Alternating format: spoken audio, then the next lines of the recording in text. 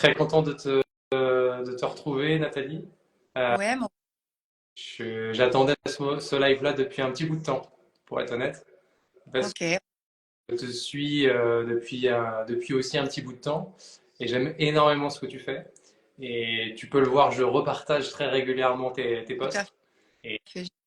bon, voilà. Et donc, du coup, ça me faisait très plaisir de passer du temps avec toi et puis de parler d'un sujet qui nous anime tous les deux, sur les blocages émotionnels.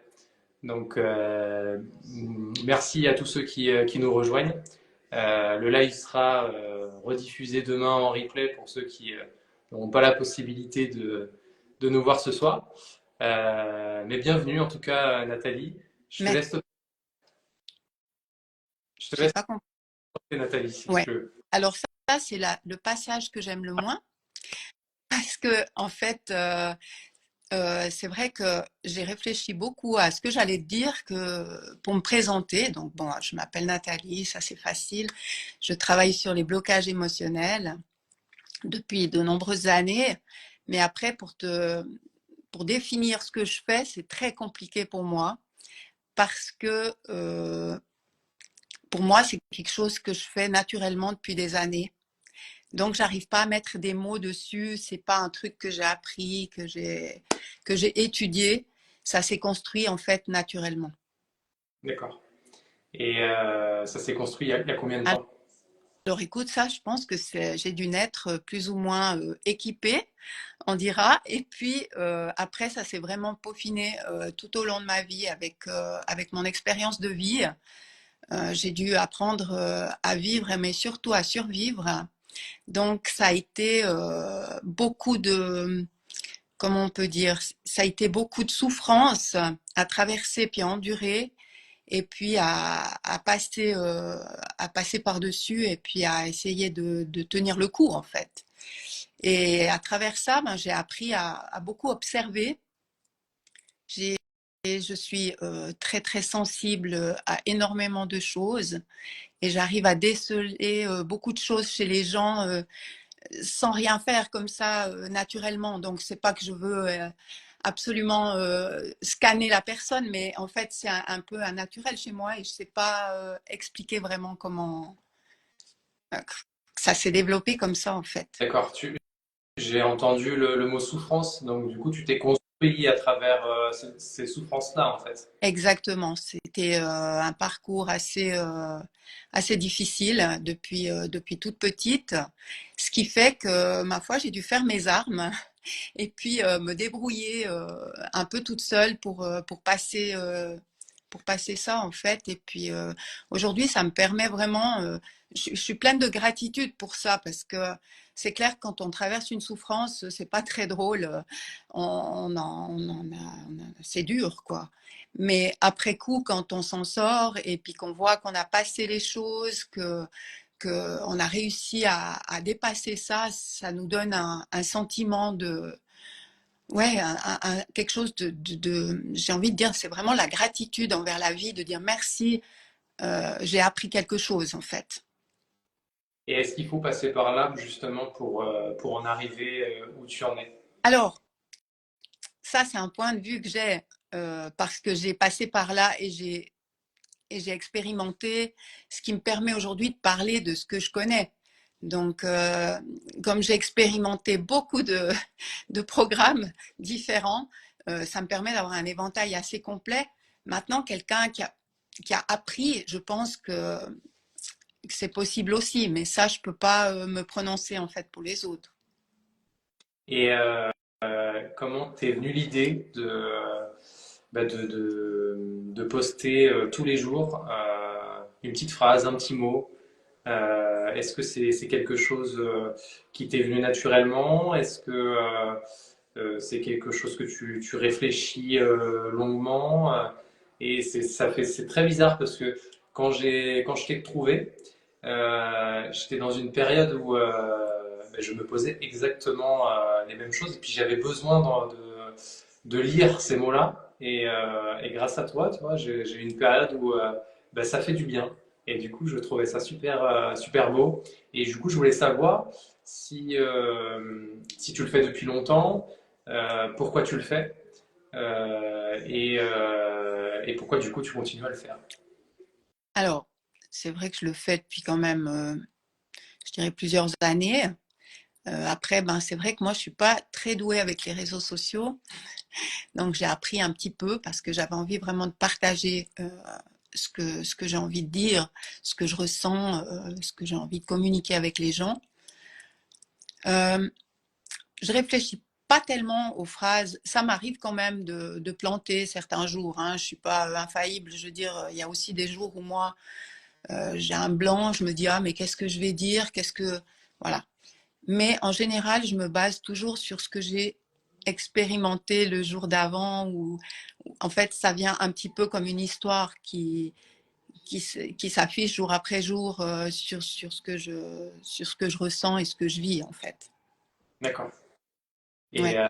d'accord, ok. Et donc du coup, c'est toujours la même, la même cadence, ou est-ce qu'il y a des moments où tu fais autre chose, ou tu restes concentré vraiment sur cette partie-là, sur les réseaux? Alors, en fait, avant, je faisais en plus des petits tirages de cartes, des petites vidéos, des petits montages. Et puis, ça me prenait quand même énormément de temps. Et ben, maintenant, j'en fais moins. Mais par contre, les pensées, j'ai toujours envie de les faire. Et puis, j'essaye. À une période, je les faisais pour un mois. Je me disais, je me mettais, je me centrais, je faisais mes pensées. Et puis, euh, et puis non, ça me convenait pas. Là, je les fais vraiment jour après jour. Et puis, ça me correspond mieux. Mais il y a quand même eu des petites choses, des fois, qui étaient assez rigolotes. Quand je les faisais pour un mois, il y avait une fois où j'avais fait une pensée au milieu, comme ça, sur la Lune. Et en fait, c'était arrivé sur la pleine Lune. Vraiment, c'était la pleine Lune ou la nouvelle Lune, je sais plus, mais ça m'avait fait un peu sourire. Je me suis dit, tiens, c'était quand même bien programmé, Il finalement. n'y a pas de Non, hasard, du coup. non. Ok, et du coup, je veux revenir à notre thème de ce soir qui est les blocages émotionnels. Qu'est-ce que tu entends par blocage émotionnel? Alors, pour moi, un blocage émotionnel, c'est quand on reste bloqué sur quelque chose. En fait, on peut porter une tristesse, on peut porter un sentiment qu'on n'arrive pas à comprendre, qui revient, qui est récurrent, et puis qui s'allume, j'ai envie de dire, à chaque fois qu'on peut traverser quelque chose d'un petit peu similaire, mais qu'on ne comprend pas. Euh, pour moi, ce blocage émotionnel, si je dois définir, c'est vraiment euh, quelque chose qu'on n'arrive pas à décrypter à l'intérieur de nous. Il y a quelque chose qui se passe à l'intérieur de nous, mais on n'arrive pas à savoir d'où ça vient. Parce qu'aujourd'hui, par exemple, ça peut être j'ai un problème avec une amie. Et puis, en fait, ce problème-là, il vient de complètement autre chose. Il se révèle encore aujourd'hui à travers cette relation avec une amie, mais ça peut venir de quelque chose de bien plus ancien. Donc, j'ai envie de ma mission, c'est de faire la lumière sur l'initial, la blessure initiale, en fait. D'accord. Et comment tu arrives à déterminer que c'est un blocage émotionnel et pas autre chose? Alors, en général, quand les gens, moi, je pars du principe que je ressens si c'est possible d'aider ou pas. Donc ça, c'est déjà la première lumière que j'ai déjà une sensation qui me dit oui, c'est possible, non, c'est pas possible. Ensuite, je vais toujours mettre le doigt sur, je sais pas comment t'expliquer, mais c'est comme si ça se révèle à moi, comme si j'arrive à trouver en posant quelques questions qui sont pas du tout les mêmes pour tout le monde, hein, c'est vraiment aléatoire, à mettre le doigt sur ce qui est pour eux, ben, en fait, comment on dit, la naissance de cette blessure, en fait. Je peux remonter à leur naissance à eux, je peux remonter à la grossesse de leur mère, à quelques mois avant la grossesse. Je peux aussi trouver. Après, je donne pas à tel âge, tu as eu quelque chose. Ça, j'arrive pas du tout à dire, mais je peux poser la question, est-ce que tu as vécu une chose comme ça? Est-ce que.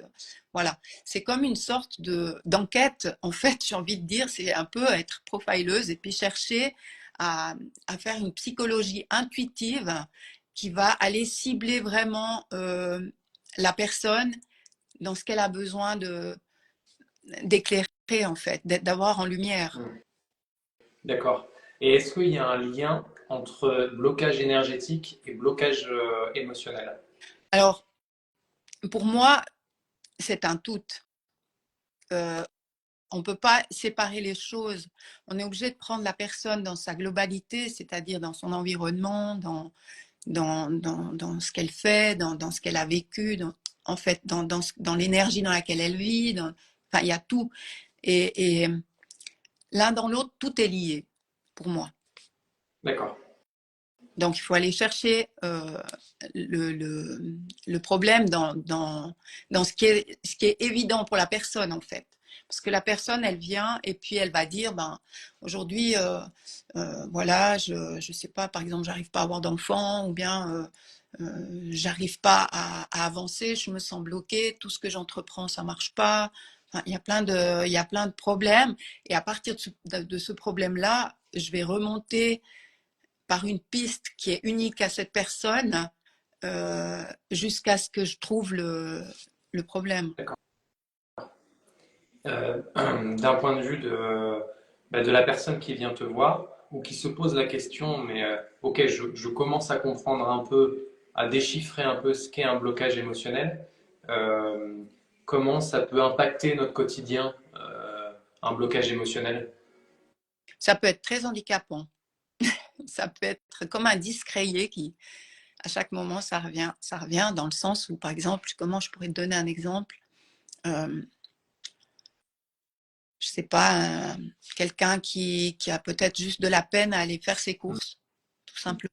Quand elle arrive dans un endroit, elle n'est pas bien, ou bien dès qu'il y a du monde, elle n'est pas bien, ou bien des choses comme ça. Euh, donc, du moment que la personne se rend compte qu'elle a un petit handicap à faire quelque chose ou à vivre quelque chose, que ça l'empêche de s'épanouir, que ça l'empêche d'être libre, que ça l'empêche d'être heureuse, eh bien là déjà, je pense que c'est un témoin qui dit que oui, il y a quelque chose qui va pas. D'accord. Et comment ça peut causer ces blocages-là? J'avais noté par exemple, tu en as parlé juste avant, l'enfance, les expériences traumatisantes. Est-ce qu'il y a d'autres facteurs qui peuvent causer ces blocages-là?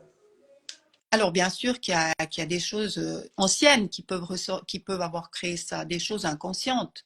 Donc la personne aujourd'hui, elle vit quelque chose tous les jours très mal, mais en fait, la pauvre, moi j'ai envie de dire, elle ne sait pas que ça peut venir de la grossesse de sa mère ou d'un traumatisme qu'elle a eu quand elle était toute petite à l'école, ou je ne sais pas, des choses de la vie, voilà, qu'on qu'on banalise aussi. Hmm. D'accord. Et pour ces blocages-là, comment ils se manifestent dans le corps physiquement? Est-ce que, il y a des symptômes physiques? Est-ce que c'est purement émotionnel? Je sais que souvent le corps parle, donc c'est pour ça aussi que je voulais te poser cette question-là. Avec ton expérience, est-ce que tu as eu voilà, des corps qui ont parlé justement pour ces blocages? Alors oui, bien sûr. Je rigole parce que, en fait, les gens qui me connaissent bien, moi je dis toujours qu'il y a une raison à tout. Et puis des fois, je pense que ça les agace parce que dès qu'on a mal à un genou, je dis quelque chose. Dès qu'on a mal à un coude, je dis quelque chose. En fait, moi je crois qu'il y a des raisons à tout. Et puis que quand on voit que la personne, elle n'est pas du tout dans les émotions et puis qu'il y a des choses au niveau physique qui se manifestent, pour moi ça veut dire quelque chose. Les autres ont peut-être bien sûr de la peine à comprendre, à croire. Mais en général, les gens qui viennent chez moi, ils acceptent ce que je dis et puis en fait, ça donne tout un sens quand on met les choses ensemble et puis oui, ça devient évident. Je vous donne une petite anecdote, c'est que j'ai une fois un monsieur qui était très âgé et puis où c'est que je reçois, c'est au deuxième étage, donc il y a deux rampes d'escalier énormes. Et puis ce monsieur est arrivé en boitant et puis il m'a dit, oh mon Dieu, c'est en haut, il faut que je monte. J'ai dit oui, oui, vous en faites pas, vous allez arriver, et puis vous verrez, vous allez descendre, vous aurez même plus mal. Je lui ai dit ça en rigolant, mais en fait, pour moi, c'était tellement évident quand il est arrivé, que son problème était dû à un truc qui s'était passé, que j'avais même pas peur de lui dire ça en fait. Quand il est arrivé, il est monté au deuxième étage et tout. Et ce monsieur-là, il me dit, enfin, j'ai réussi à trouver qu'est-ce qui faisait qu'il avait mal, terriblement mal à son genou. Et puis il m'a dit, j'aimerais tellement retourner aux champignons. J'ai dit, mais vous verrez, un temps, vous allez retourner aux champignons. Et en fait, cette personne est retournée aux champignons. Elle m'a donné un petit message pour me dire que tout ça, en tout cas des gens descendants, c'était autre chose, quoi. Il y avait beaucoup plus de légèreté, il y avait une fluidité, il y avait eu des compréhensions, il y avait eu des émotions qui ont été exprimées, il y a eu un relâchement du corps. Pour moi, ça, moi, je dis toujours, pour moi, c'est toujours magique, en fait. Je regarde toujours ça avec mes yeux d'enfant, où je me dis, mais c'est la magie, en fait. La magie des mots, la magie du cœur, et voilà. D'accord. D'un point de vue technique, quand tu as quelqu'un qui vient te voir pour des blocages, ou alors que tu arrives à déterminer que ce sont des blocages émotionnels, euh, est-ce que tu as des techniques, est-ce que tu as un process, un procédé que tu mets en place? Est-ce que tu fais le tour de son corps avec tes mains? Est-ce que ça reste purement psychique? Tu arrives en échangeant et puis à l'écouter sans forcément parler, à déterminer du coup les problématiques qu'il peut y avoir. En fait, ce que j'aimerais savoir, c'est est-ce que tu as ton petit protocole ou est-ce que c'est vraiment par pur instinct, en fait, si tu veux? Alors, au départ, quand j'ai commencé à ressentir des choses, en fait, ça a évolué sur la durée, si tu veux bien. Quand j'ai commencé à ressentir des choses, je travaillais en droguerie. Et puis, bon, je ressentais déjà avant, mais c'était que négatif, en fait. Je ressentais les souffrances des gens, les choses, mais je ne savais pas que je pouvais faire ça. Donc, je pensais que tout ça, c'était à moi, donc je l'ai super mal vécu. Et puis, au fur et à mesure, ben, j'ai travaillé en droguerie pendant 10 ans presque. Et puis, ben, bien sûr que dans les drogueries chez nous, ben, il y a des gens qui sont malades qui viennent et puis ils ont des problèmes. Alors moi, quand on venait me demander quelque chose, un médicament pour ça, ou une dame qui vient, qui me dit, Madame, j'ai une cystite chronique, est-ce que vous avez quelque chose pour me débarrasser de ça? Alors au début, ben, c'est clair que je donnais ce qu'il fallait, tout ça. Mais au bout d'un moment, j'arrivais plus à le faire de cette manière-là. C'était impossible pour moi. Alors, je commençais à expliquer, mais madame, est-ce que vous avez eu un problème, vous n'êtes pas senti à votre place? Est-ce que vous avez eu un problème vous êtes senti mal à l'aise et tout? Puis les gens aimaient bien qu'on pose des questions pour essayer de comprendre. Mais en fait, ça me prenait trop de temps. Donc, j'en avais pour 1 heure. Donc, j'ai dit, il faut que je change de procédé, c'est-à-dire qu'il faut que je change de travail, hein, et que j'ouvre un cabinet pour essayer de faire ce que j'ai envie de faire, comme j'ai envie de le faire, en disant ce que je veux faire. Voilà. Et donc, après ça, ben, après ces 10 ans, je suis partie, j'ai ouvert mon cabinet, et puis ben, le bouche à oreille a fait que les gens sont venus. Et mon protocole était le suivant. Donc, au début, c'était ben, toujours la même question, ça c'est un peu resté, qu'est-ce que je peux faire pour vous aider? Et puis la personne me dit, voilà, j'ai ce problème-là. Et puis, ben, par exemple, je vais te prendre un exemple, comme ça au fur et à mesure, c'est plus compréhensible ce que j'explique. Alors, par exemple, il y a un homme qui est venu me voir parce qu'il avait des problèmes à, euh, à créer son entreprise. À chaque fois, il n'arrivait jamais à la finaliser. Il avait commencé déjà 2 ou 3 boîtes, je ne peux plus me rappeler exactement, mais il n'arrivait pas au bout de ça. À chaque fois, ça aboutissait pas. Et il ne comprenait pas. Et il avait peur parce qu'il arrivait au bout de son budget. Il a dit, si ça ne marche pas, je ne vais jamais m'en sortir. Donc, je lui parle, je lui pose des questions. Le protocole, c'est ça. Donc, je lui pose des questions. Est-ce que vous avez eu comment c'est non, est-ce que vous avez des frères et sœurs et vos parents, enfin des choses simples. Et puis je lui pose la question qui me vient, c'est comment s'est passée la grossesse lorsque votre mère vous attendait Et puis là, le gars, il me répond, écoutez, vous savez, ma mère, elle a eu un grave accident de voiture à 7 mois de grossesse, elle pensait qu'elle arriverait jamais au bout. Donc moi, sur ce, il me donne la réponse de son problème, en fait. Donc, il était avec sa croyance vraiment avant d'arriver, comme quoi il n'arriverait jamais au bout. Donc, tout ce qu'il entreprend, il ne peut pas le finaliser. Pour moi, c'est une croyance qui s'est construite encore toute sa vie, comme ça, qu'il a alimenté avec ses échecs, peut-être scolaires, peut-être ci, peut-être ça, pour en arriver là. Donc, ceci met en lumière, je lui donne l'explication, et puis après ça, je faisais la personne était debout et je faisais donc avec ma main gauche un équilibrage de l'énergie de la personne à divers endroits. Après, je faisais sentir une huile essentielle. Donc, je la mets assez loin. Je demande à la personne qu'elle me dise quand elle la sent et quand elle la sent plus.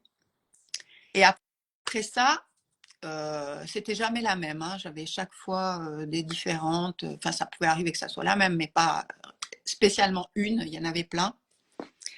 Et puis voilà, la personne, une fois cet équilibrage terminé, je mettais ma main sur le poignet, comme ça. Je prends un endroit de la personne. Et puis là, c'est comme si je me connecte en fait à sa croyance, en fait. C'est comme si c'est d'âme à âme. Et je ressens en fait son blocage, mais très fort. Je peux pas expliquer l'énergie, donc je donne toujours des images, c'est-à-dire des métaphores.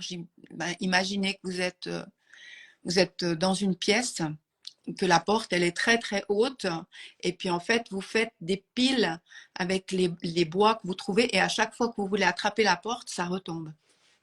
Donc c'est vraiment pour que la personne elle se rende compte que pour finir, elle va pouvoir sortir de là. Donc je vais l'aider à sortir de là et de la remettre dans la lumière. C'est un peu compliqué ce que je dis, je vois que j'ai un peu de peine à... Ou bien vous me comprenez. Moi, je t'ai Ouais, compris. Moi. voilà. Après, les gens ne Donc, font pas. après Covid, le truc a changé parce que je recevais pas les gens en présentiel, donc je les recevais en ligne. Il y avait beaucoup de gens malheureux pendant le Covid. Et en fait, l'énergie, il n'y a pas de distance pour l'énergie. Hein, c'est rapide, ça va partout. C'est très facile à communiquer avec quelqu'un qui est de l'autre côté de la planète même. Donc, j'ai commencé à faire ce protocole comme ça. Les mêmes questions, le même procédé de questions, si on veut. Ça, il y a toujours avec les gens, dépend leur problème. Et puis après, je demande à la personne de boire un peu d'eau, de faire une grande inspiration et de se détendre. Et puis donc, je fais le même protocole que quand je tenais le poignet, mais à distance. D'accord. Ok. Et donc, du coup, tu peux le faire en physique, mais aussi à distance, du coup. Et je fais aussi pour les enfants. Et ce qu'il y a de bien avec les enfants, c'est qu'ils n'ont pas vraiment besoin de parler.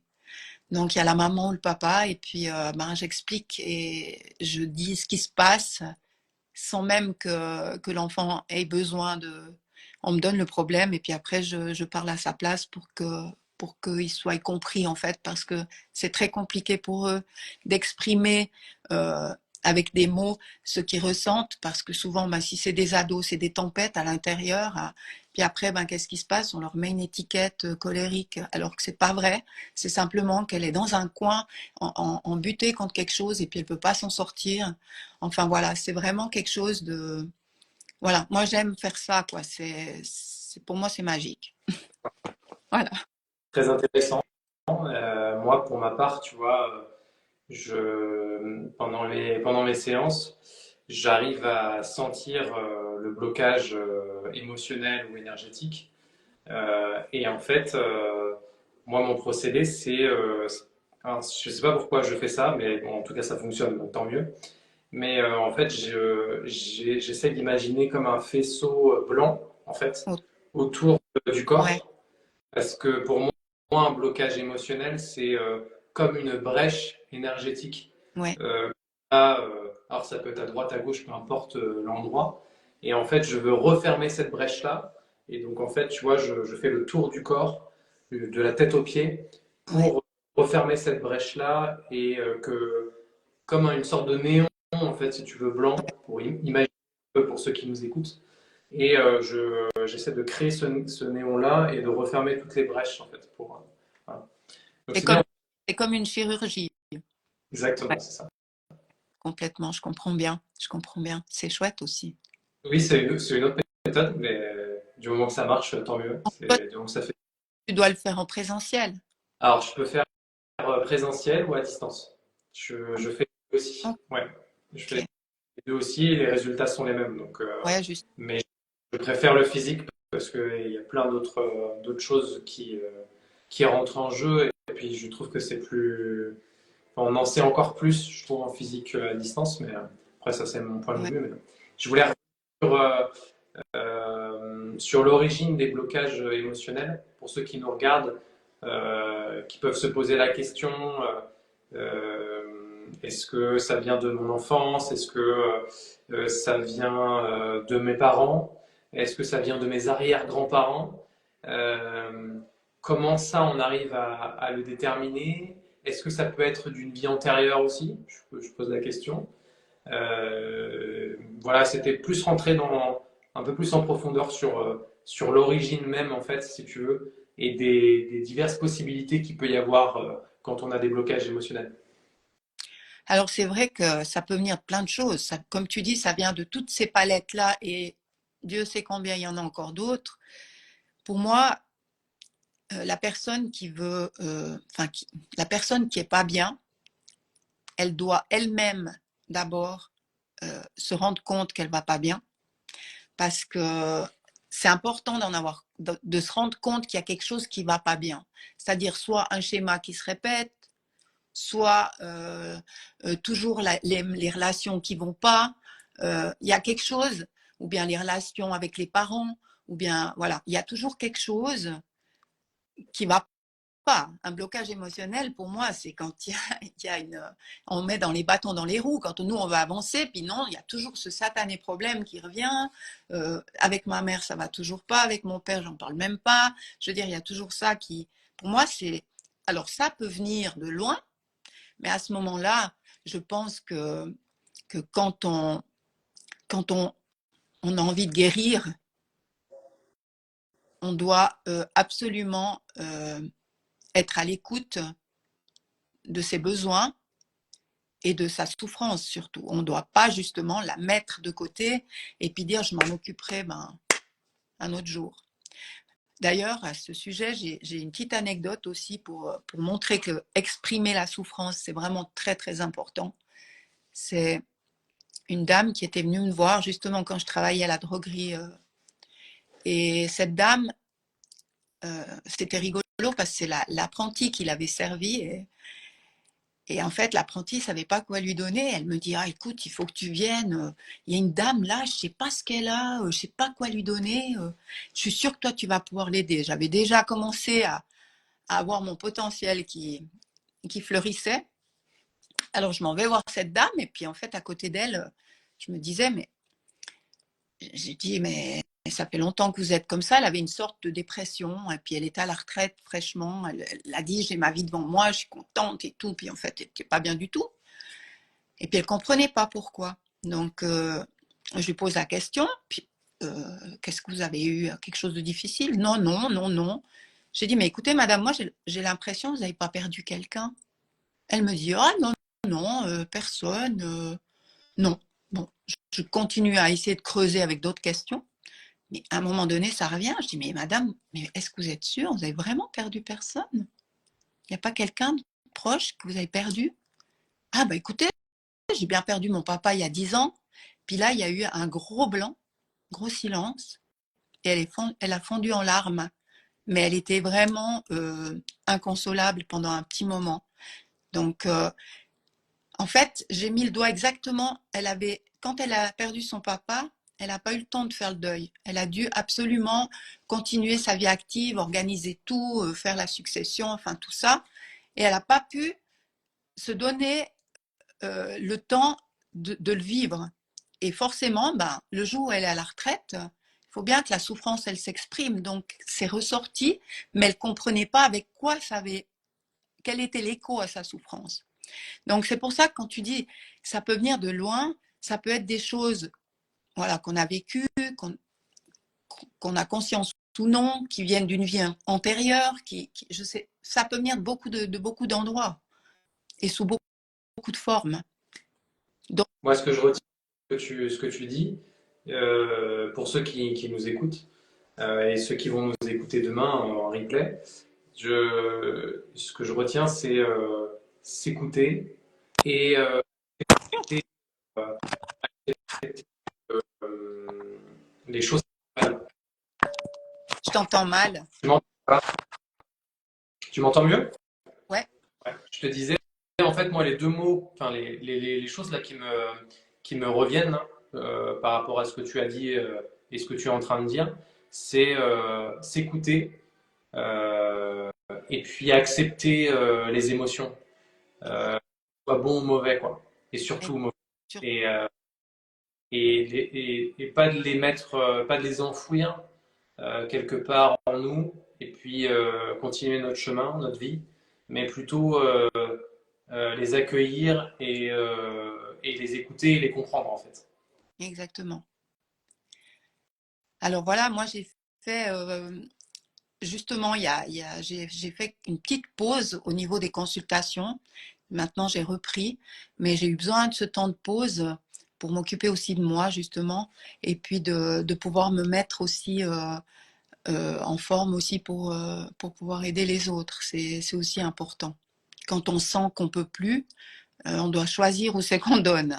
Donc voilà. Ok. Et j'aimerais avoir un peu de méthode pour ceux qui nous regardent euh, pour ces blocages-là. Est-ce que tu as des conseils par exemple, est-ce que la méditation peut être un bon exercice pour déverrouiller certains blocages? Est-ce qu'il y a des techniques, des thérapies, du coaching? Est-ce que il y a des, tu peux identifier des, des, des secteurs voilà, ou des méthodes qu'on pourrait conseiller ce soir à ceux qui nous regardent? Alors, il y a énormément de choses qu'on peut faire. Le conseil que je peux donner, c'est vraiment qu'il faut déjà, le premier conseil, c'est déjà de savoir si j'ai envie de m'en sortir. Parce que euh, quand on va voir quelqu'un, ça c'est, on a encore parlé de ça avec une amie, c'est quand on va voir quelqu'un, on va pas chercher un miracle. On doit être les deux à travailler. Ça veut dire que la personne qui va chez un thérapeute, elle doit s'engager à faire quelque chose aussi pour aller mieux.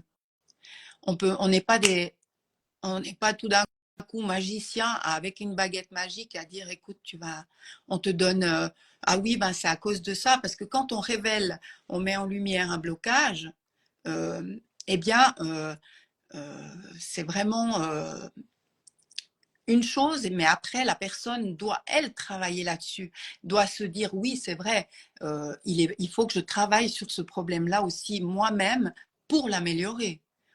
Ouais, tu vois ce que je veux dire. Et puis, aussi, ce qui est important, c'est que souvent, les gens, euh, leur, leur problème, c'est qu'ils deviennent ce qu'ils vivent. Je ne sais pas si tu comprends. Le problème, c'est que les gens deviennent les situations qu'ils vivent. Mmh, Je veux dire, mmh, donc, moi, je fais souvent le schéma quand j'explique, c'est que si on se pose debout et puis qu'on met tout autour de nous, ben voilà, il y a ici à mon travail, ici à ma famille, ici à ça, il y a ça. Voilà. La personne qui est super stressée, pas bien, qu'est-ce qu'elle fait en une journée? Donc, elle court à son travail, elle devient son travail, elle est super stressée, tac, tac, tac, tac. Elle revient là, elle va, ah oui, je suis la mère de ses enfants, il faut que je fasse ça, je fasse ça, je fasse ça. Après, elle revient, elle va, ah mais mon Dieu, ma maman, mon père, je dois vite faire ça. Je veux dire, elle va mettre des masques tout au long de la journée différents pour pour faire ces choses qu'elle doit faire, assumer ce qu'elle doit faire. Sauf qu'elle ne revient pas au centre. Donc, pour moi, elle est plus alignée avec ce qu'elle est. Elle est en train de se perdre. Donc ça, c'est super important. C'est un conseil, c'est peut-être, comme tu dis, la méditation ou bien là simplement d'en avoir conscience et puis de se dire, mais c'est vrai, je ne suis pas cette dure situation que je traverse, que je vis dans mon travail, par exemple. Non, cette situation, elle est à l'extérieur de moi. Moi, j'arrive à prendre du recul et puis à me dire que finalement, sans cette situation, comment je vais? Je vais bien, tu vois? Ouais, ouais, je vois, ouais. Ok. Et ok, je vois à peu près, ouais. Ouais, ok, j'ai compris. Euh, pour les personnes qui ont compris qu'il y avait un blocage émotionnel en eux, qui vont voir un praticien ou une praticienne, euh, combien de temps tu penses bon après je pose la question pour comme si c'était quelqu'un qui n'avait pas encore trop d'informations, qui savait pas trop où aller. Mais il y en a qui peuvent se poser la question de mais combien de temps ça va prendre pour enlever ce blocage-là. Euh, il est trop important ou ça y est, je l'ai ciblé et je sais pas comment faire pour le faire partir en fait, que je puisse passer à autre chose. Donc je vais aller voir Nathalie, je vais aller voir un autre praticien, mais combien de temps ça va durer en fait? Tu répondrais quoi à ça? Moi, je dirais tout dépend de l'intensité du problème que la personne a. Mais en général, en tout cas chez moi, c'est des thérapies brèves. Donc, si tu veux, c'est comme si euh, la personne vient, on ouvre une porte, puis après, il faut y aller. Je veux dire, mais un problème, il peut aussi se déconstruire en plusieurs parties. Alors, moi, je donne jamais de deuxième rendez-vous parce que j'estime que chacun doit vivre les choses et intégrer les choses à sa vitesse, comme elle le sent.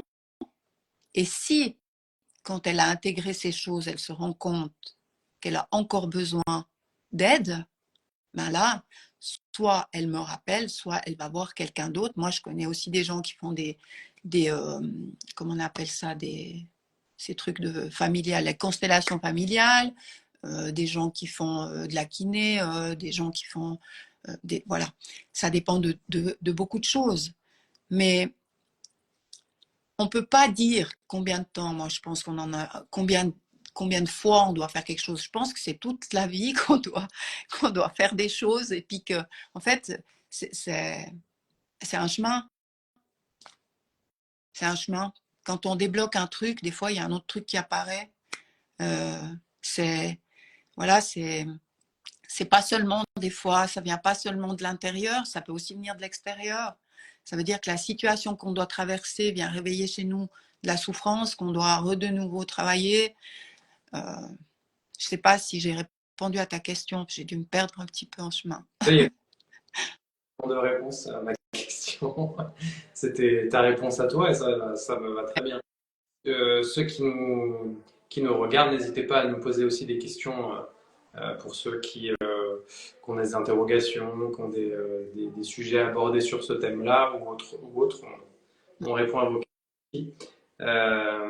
Quel conseil tu donnerais à une personne qui a l'impression d'être coincée émotionnellement? Par où commencer? Est-ce qu'il faut qu'elle aille tout de suite voir quelqu'un? Est-ce qu'il faut qu'elle prenne du temps d'abord avec elle-même pour comprendre, accueillir la chose et puis essayer de travailler d'abord sur soi? Ou est-ce qu'il faut qu'elle soit tout de suite accompagnée? Alors, ça, c'est aussi un conseil qu'on peut donner, mais qui n'est pas universel, parce que chacun aussi a sa façon de vivre les choses. Moi, je sais que j'attends énormément de temps avant de me faire aider. Par exemple, si j'ai un problème, j'essaye de l'analyser moi-même et j'essaye toujours de me débrouiller toute seule. Mais c'est pas forcément bien. Moi, je pense que quelqu'un qui a un problème, il faudrait qu'elle parle déjà à quelqu'un de proche, si elle peut, pour que cette personne proche qui n'est pas dans le problème lui éclaire un petit peu le chemin. Donc ça, c'est déjà un truc qui peut être déjà bien. Ensuite, ben, il faut prendre des décisions. Et puis, c'est se dire, est-ce que je vais réussir à dépasser ça seule ou est-ce que j'ai besoin d'aide? Alors, certaines personnes arrivent à retomber sur leurs pattes et puis à continuer à passer par-dessus, puis à faire autrement. Parce que souvent, ben, il faut essayer de voir la situation d'une autre manière et d'un autre point de vue. Parce que quand on regarde au milieu du cyclone, qu'est-ce qui se passe, c'est affolant. Par contre, si on est dehors, on peut plus lui donner des conseils et puis voir clair dans sa situation. Ouais, ok, j'ai compris, ouais. Oui, oui. Et pour une personne où voilà, elle sait qu'il y a un blocage, euh, elle va voir un praticien, ça fonctionne pas, elle est résignée un peu à continuer à trouver la solution. Quel conseil tu pourrais lui donner à cette personne-là? Qu'il ne faut pas qu'elle abandonne en fait, parce que si elle n'a pas trouvé la bonne personne pour l'aider, elle aura peut-être déjà avancé d'un petit pas, parce qu'on ne peut pas aller chez quelqu'un et puis trouver peut-être la solution miracle. Peut-être qu'elle doit aller voir une, deux, trois ou quatre personnes, j'en sais rien. Je veux dire, elle doit regarder les petits pas qu'elle fait et puis se dire que c'est déjà une victoire sur ce qu'elle a déjà avancé, parce que d'avancer un tout petit peu, c'est quand même mieux que de rester sur place et puis d'attendre que ça se passe. Il faut faire des petites choses. Et puis un petit peu de ça, un petit peu de ça, ah ben, je vais prendre peut-être des fleurs de bar, peut-être que aussi je vais peut-être aller faire un massage, je ne sais pas. Elle doit sentir et puis voir se dessiner un chemin devant elle. Après, c'est vrai qu'il y a des gens qui ont des blocages euh, violent. Hein. C'est clair qu'il y a des choses qui peuvent être très graves. Et puis là, ça nécessite des fois ben, d'aller plutôt chez déjà être aidé par un médecin ou je ne sais quoi. Mais je veux dire, dans la mesure du possible où c'est émotionnel et que la personne arrive encore à vivre tous les jours, entre guillemets, plus ou moins normalement, mais qu'elle sent que ça l'empêche de s'épanouir, là, il faut qu'elle se dessine un chemin de progression, de voilà, maintenant je sens que voilà, j'ai vu cette personne qui m'a parlé, qui est allée chez tel et tel, j'ai senti que pour moi ça pouvait être bien. C'est pas elle m'a dit qu'il était bien, c'est j'ai senti pour moi que ça pouvait être bien. Je vais écouter ce que je ressens, je vais aller.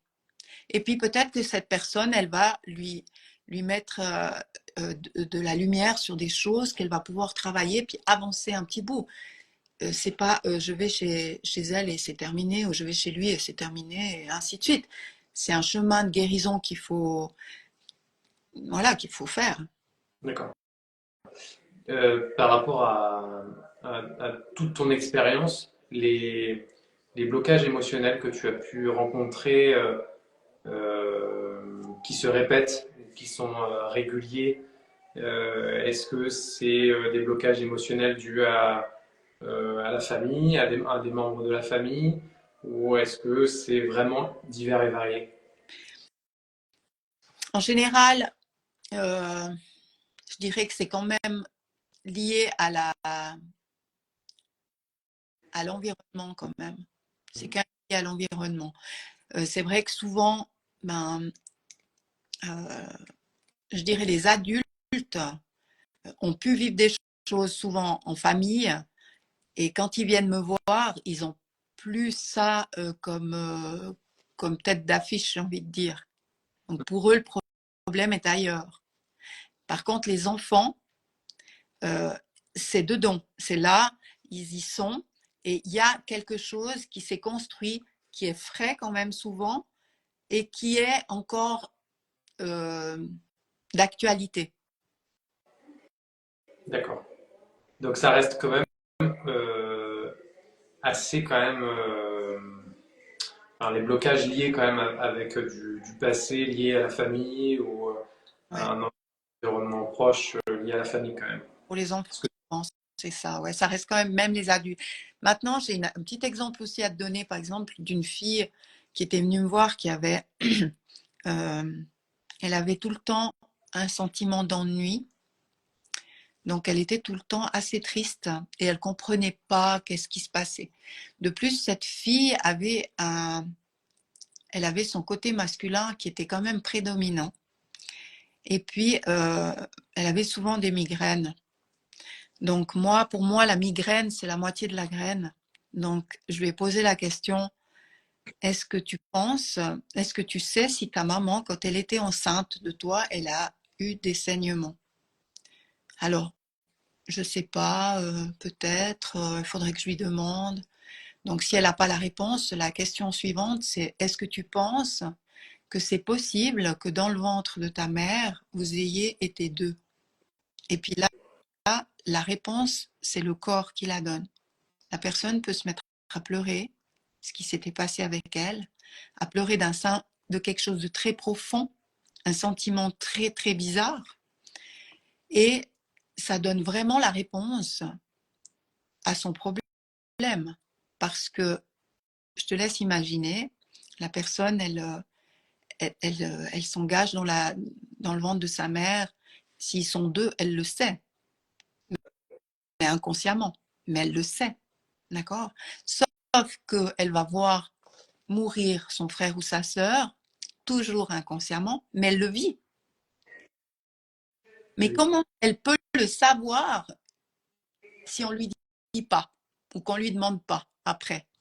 Donc, il y a des gens, ils vivent toute leur vie sans le savoir, c'est clair, mais pour moi, quand je vois ce genre de choses, je suis obligée de poser cette question. Donc voilà, après, je sais pas. Non, mais c'est très très intéressant tes anecdotes parce que du coup ça parle tout de suite et je trouve ça vachement intéressant parce que on se met directement dans la peau de la personne qui a vécu ça quoi. Donc et tout de suite tu as un exemple sur le blocage qu'il ou elle a eu et forcément ça parle tout de suite quoi. Donc c'est hyper. Ça crée, en général, les gens qui peuvent vivre ça, ça crée des dépendances affectives, des peurs de quitter, des peurs d'être laissé, des peurs de perdre, des peurs de la mort, des peurs de choses comme ça. Mais on peut pas, euh, c'est pas un truc, on dit, ah ben voilà, ça, quand on a la peur, ça peut venir de ça. Non, on n'a pas un décodage. Précis pour chacun, je veux dire, pour tout le monde, je veux dire. C'est personnel, c'est pour chacun, c'est unique. Donc, euh, donc c'est clair que, euh, en tout cas, la fille qui était venue avec ce problème-là, des migraines, elle en a eu presque plus. Et puis, elle a pu faire un deuil de son frère ou de sa sœur qu'elle a perdu avec, avec un nom, avec un prénom. Je veux dire, elle a pu faire quelque chose pour avancer. Mais si elle ne le sait pas, elle va repousser la chose plus loin, puis ça va de nouveau continuer à vivre, quoi. D'accord, mais c'est un exemple qui est hyper fort quand même parce que est-ce que tu as eu tu as d'autres anecdotes sur des choses comme ça fortes en émotion. Alors ça peut être sur ça, sur la connaissance du coup un peu au dernier moment d'un frère ou d'une sœur qui n'est pas arrivé en même temps que soi. Est-ce qu'il y a d'autres blocages avec des expériences encore plus fortes que ça? Alors, un autre exemple avec ça, euh, non, je n'ai pas sur les frères, les sœurs. J'ai eu une fois un autre, quelqu'un qui était venu, en fait, et c'était pas l'enfant biologique de ses parents. Et cette fille, ben, elle le savait que c'était pas l'enfant biologique, donc, mais elle était toujours très très triste, mais quelque chose de aussi, ça pouvait paraître qu'elle ait perdu quelqu'un, mais en fait, je pense que c'était surtout relié à ses parents. Et puis, ben, cette fille, je l'ai vue peut-être 3 fois. Et elle était jeune, donc elle avait 15 ans, quelque chose comme ça. Et puis, ben, elle se disait qu'elle était heureuse, que ses parents qui n'étaient pas biologiques s'occupaient bien d'elle. Elle avait un problème de loyauté avec eux et s'empêchait de demander pour voir ses parents. En fait, elle avait besoin de rencontrer ses parents au fond d'elle, mais par loyauté, elle ne le faisait pas et elle le vivait extrêmement mal. Donc, une fois qu'on a parlé de ses parents biologiques, qu'elle a pu relâcher la pression qu'elle avait et puis qu'elle a pu dire à ses parents adoptifs qu'elle avait envie de les voir, de les rencontrer, eh bien, en fait, ça a été pris très, très bien par les parents adoptifs. Et puis, ils sont allés après dans le pays pour qu'elle rencontre ses parents, qu'elle voie de quel endroit elle a été sortie. Et c'est quelque chose pour moi qui permet à cette fille de se construire sur quelque chose qu'elle connaît. Parce que moi, je connais des enfants qui ont été adoptés, qui ne connaissent pas leurs parents biologiques. Ils ont des problèmes, en fait, des problèmes d'identité qui se manifestent dans leur vie, qui sont très, très difficiles à vivre. Ils ont des crises identitaires, euh, même qu'ils ont des enfants Ouais, qui sont avec les deux sexes. c'est-à-dire. Ben, un enfant qui peut naître fille et garçon. D'accord. Et pour moi, je rattache ce problème à cette chose-là. Parce qu'en en fait, elle-même ne sait pas qui elle est. Comment l'enfant peut savoir qui il est? Hmm. C'est Oui, oui, rien. C'est pas. Voilà. Pour moi, c'est des mémoires qui restent, qui sont d'une force et d'une intensité qu'on n'imagine pas. C'est inconscient, mais c'est puissant. Et ça, c'est important de mettre la lumière dessus. Pour moi, c'est important de mettre la lumière dessus. d'accord. Ok. Est-ce que tu as d'autres anecdotes encore Euh, sur ce... sur ça, non, j'en ai plus trop. Il faudrait que je réfléchisse. J'aurais dû faire le tour avant puis me les noter, Non, mais c'est très bien. Merci de nous avoir dit un peu toutes tes, enfin, les expériences qui t'a retenu, en tout cas, et que tu as pu nous expliquer un peu plus en profondeur. J'avais une question sur les personnes qui ont eu un blocage émotionnel, qui ont réussi à le réparer, à l'enlever, si tu veux, et qui se posent la question parce que tu nous as expliqué tout à l'heure que on peut avoir des blocages émotionnels avant, mais on peut aussi en avoir après. oui, C'est pas que du passé. Tu peux avoir encore des blocages qui vont arriver parce qu'il y a un événement qui fait que et puis que tu comprends pas et que tu refoules. Et voilà. Comment on peut faire pour réduire la chance d'en avoir de nouveau, en fait? bah, je pense qu'on ne peut pas tellement éviter, à mon avis.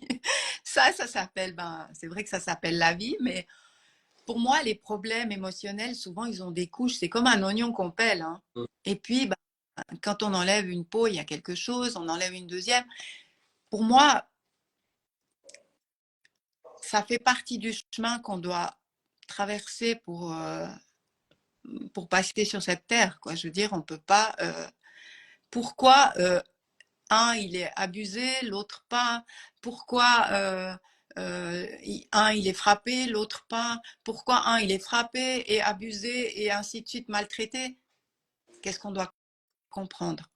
Moi, je t'ai dit au début, je pense que même que j'ai eu des passages très difficiles, des choses que j'ai réussi à dépasser, j'en ai encore aujourd'hui. J'en ai pas fini. C'est oui. Alors, moi, ce que je peux dire, c'est apprécions quand ça va bien. Ne nous posons pas de questions. Les questions viendront assez vite quand ça va pas. Donc, c'est vraiment, euh, voilà, on sait que. Après, il faut vivre en appréciant justement que ça va. Parce que si on appréhende le prochain problème, on n'a pas un moment de répit. C'est sûr. Donc, il faut essayer ben, c'est clair, on regarde, on travaille sur une chose, on la laisse sortir, on l'exprime, on la travaille, on essaye de changer de point de vue, de changer de façon de faire, on travaille sur soi. Puis après, ben, quand ça va mieux, on apprécie. On regarde ce qu'on a fait. Ah ben ça, c'est déjà super. Maintenant, qu'est-ce qu'on peut faire pour aller bien? Voilà. Donc, occupons-nous de nous. Faisons, ne recommençons pas les mêmes conneries, j'ai envie de dire. Et puis, essayons de changer et puis d'avancer. Après, voilà, je pense que ça fait partie d'une hygiène de vie, en fait. C'est il y a des moments pour travailler, il y a aussi des moments pour essayer de se ressourcer, et puis des moments aussi pour se reposer, et puis recommencer à travailler. Et je pense que la vie, elle est assez bien faite, et puis qu'elle nous donne ben, des choses plus ou moins lourdes, mais en général, elle donne des choses qu'on peut supporter. Hmm. Est-ce que pour toi, un blocage émotionnel, je vois que l'heure tourne, est-ce que pour toi, un blocage émotionnel, c'est une épreuve de vie qui est obligatoire? Moi, j'ai envie de dire, tout dépend d'où on veut aller. Généralement, l'être humain, il est là pour avancer. Ouais, mais tout dépend d'où on veut aller. Euh, on peut passer à côté. Hmm. C'est-à-dire rester dans le déni C'est vrai. et puis continuer de dire que tout va bien alors que rien ne va. Il y a des gens qui arrivent. Hmm. Moi, il y a des gens qui arrivent à vivre tout ça comme ça sans jamais être malade. Ils meurent. Je ne sais pas comment ils reviennent, s'ils reviennent, mais c'est comme ça. Et il y a des gens qui font, qui le traversent, qui le vivent, et puis on leur en redonne encore des couches, et encore, et encore, et encore. Pour moi, il y a, c'est le mystère de la vie, en fait. Mais pour moi, faire semblant, enfin faire comme si tout va bien, et puis ne pas vivre les choses, c'est pas une bonne chose. Moi, je pense qu'il faut vraiment exprimer ce qu'on a. Après, il faut pas non plus tomber dans le trou où on est la victime et puis qu'on s'en sort pas du truc, on en fait tout un... Voilà. Il faut essayer de rester raisonnable malgré tout dans ces choses-là. D'accord. J'avais une autre question qui me vient en tête. Quand on a des problèmes physiques, je sais pas, des maladies qui viennent régulièrement, ou alors des pépins physiques, tu vois, qui viennent, est-ce que c'est forcément lié à un blocage émotionnel, au fait qu'on refoule toutes nos émotions, ou pas? Ou est-ce que c'est ben, la personne n'a pas de chance, ou énergétiquement ça va pas, ou qu'est-ce que tu en penses de ça? Alors, c'est vrai que on en a un petit peu parlé au début, c'est que je suis pénible pour ça autour de moi. On me dit souvent, arrête de toujours chercher des raisons à tout. Et moi, je sens tout le temps que quand j'arrive toujours à trouver un lien réel entre la maladie et la vie de la personne. Il y a toujours quelque chose. Je suis sûre que si on cherche, on trouve. Moi, pour moi, un problème émotionnel, un problème physique qu'on met en lumière et en lien avec l'émotion peut déjà commencer à guérir. Hmm. Pour moi, c'est une vérité en fait. Et puis, quand on regarde euh, le lien émotionnel avec la partie du corps à laquelle elle est reliée, euh, c'est tellement évident que voilà. Après, si on ne veut pas y croire parce qu'on a des cystites chroniques et puis qu'on ne veut pas croire que c'est émotionnel, eh bien, ben, continue avec tes cystites chroniques, on ne peut rien y faire. Je veux dire, ça va revenir à chaque fois qu'elle aura ce sentiment, ça va revenir. Hmm. Donc ouais, je trouve que moi, en fait, j'ai fait une formation aussi en aromathérapie au début, avant de travailler en droguerie. Et pour moi, une huile essentielle, elle va faire, j'ai toujours un peu comparé ça à la médecine chinoise. Une huile essentielle, elle va prendre en compte la globalité, Ok. la personne, son environnement, enfin tout. Elle va tout prendre. Quand elle agir sur la personne, cette huile essentielle, elle va travailler sur la globalité.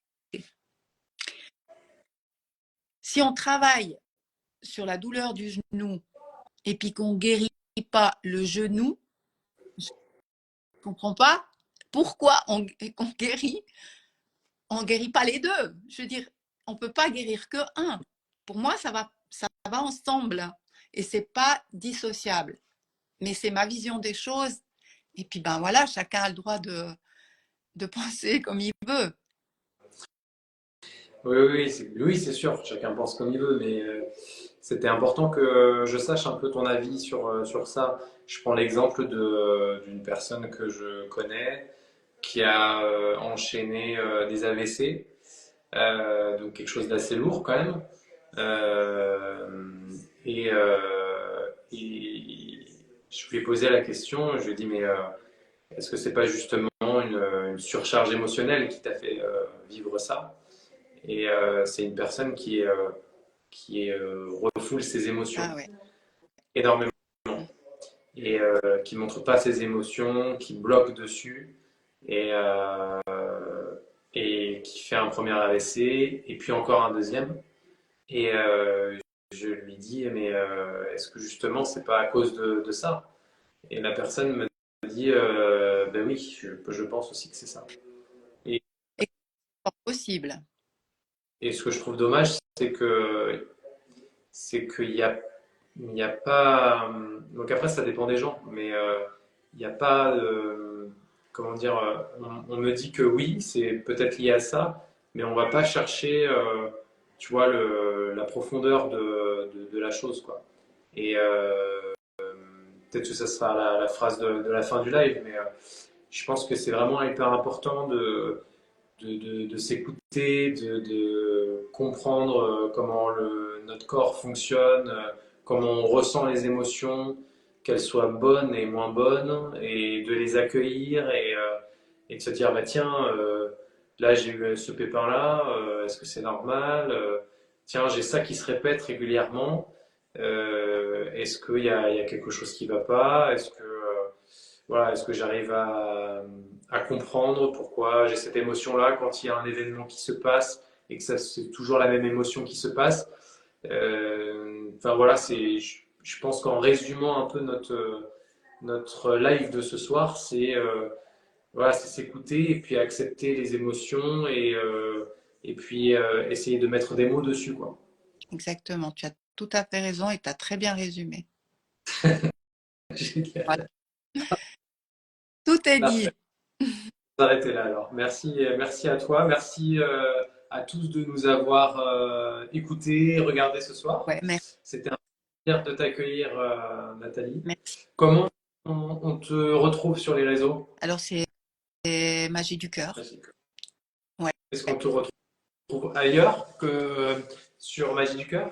Alors, j'ai aussi Facebook, mais je ne suis pas très à l'aise, donc plutôt sur Instagram.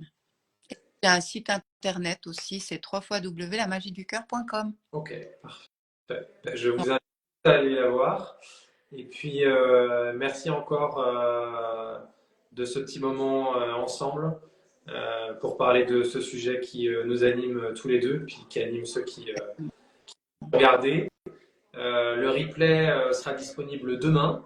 Je le mettrai sur YouTube en version intégrale et sur la page Instagram de Irréversible France. Et puis, merci à tous ceux donc, qui nous ont regardés. Merci encore à toi. On se Merci. retrouve, on se retrouve du coup pour des prochains lives très bientôt avec d'autres praticiens et praticiennes. Et puis plein de belles choses, Nathalie. Merci, Benjamin. Toi aussi. Je t'envoie plein de bonne énergie. Ouais, pareil. Merci beaucoup, en tout cas, c'était sympa. Au plaisir. Au revoir. Bonne soirée à tous.